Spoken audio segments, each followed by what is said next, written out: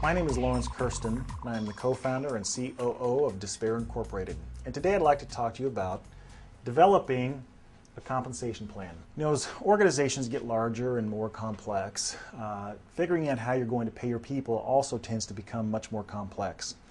Well, at Despair Incorporated, we have implemented a basic strategy called broadbanding.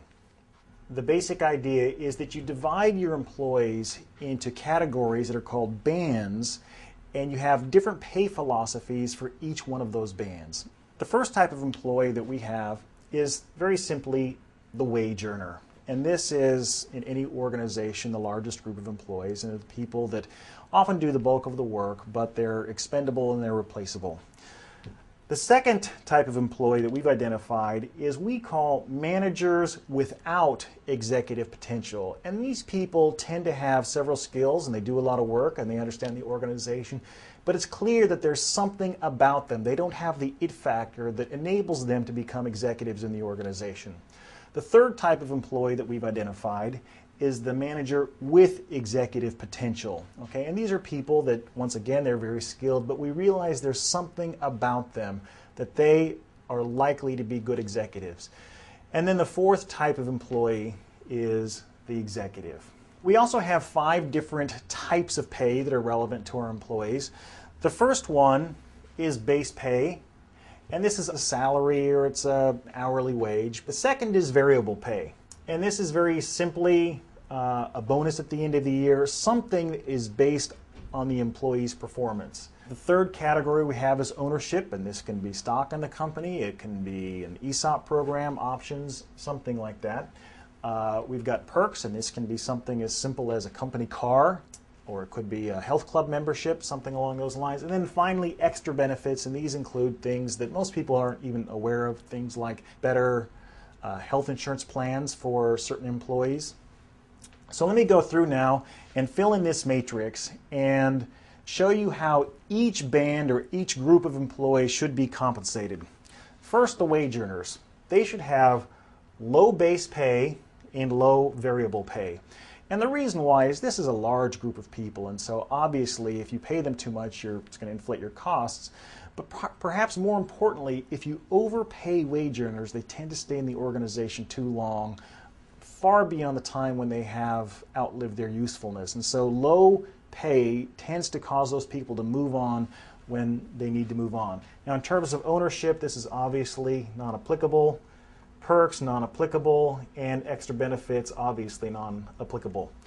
The second category, managers without executive potential, as I mentioned earlier, these people tend to be competent, they tend to understand the organization, they tend to have the skills, and so consequently you want to incent them to not only seek the long-term health of the organization, but also to get more work out of the people who work for them. So they should have a low base pay, but a high variable pay. And the reason why is you want to incent them to get the wage earners to work, okay? And then they should have a low amount of ownership. They should have some stock options or something so that they're interested in the long-term health of the organization. But they should have, no perks and certainly no extra benefits. And when you move to the next level, you've got the managers with executive potential. The purpose for your compensation plan shifts at this point. Your purpose here is to simply introduce these people to the burdens of wealth that they will eventually experience. And so they should have a moderate base pay. They should have a high variable pay. They should have a moderate amount of ownership in the company. They should experience a few perks. You don't want to give them too many because it'll make them arrogant, and that's the last thing you want. And they should experience a few extra benefits. So for example, if you have a separate health plan for the executives, they should be able to participate in that health plan. And then the final category is the executives, and it should be clear that they should have high compensation in every single level.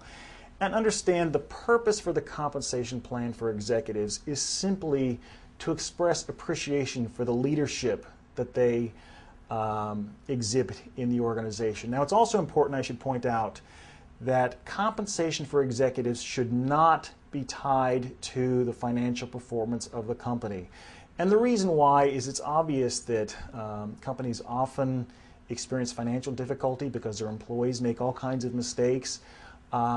Because the company is going through a stormy time, it may actually be a reason to give executives even higher compensation. So this is the compensation plan at Despair Incorporated. We have found that it's consistent with our philosophy of radical demotivation. It works for us, and I would recommend that you try it in your organization.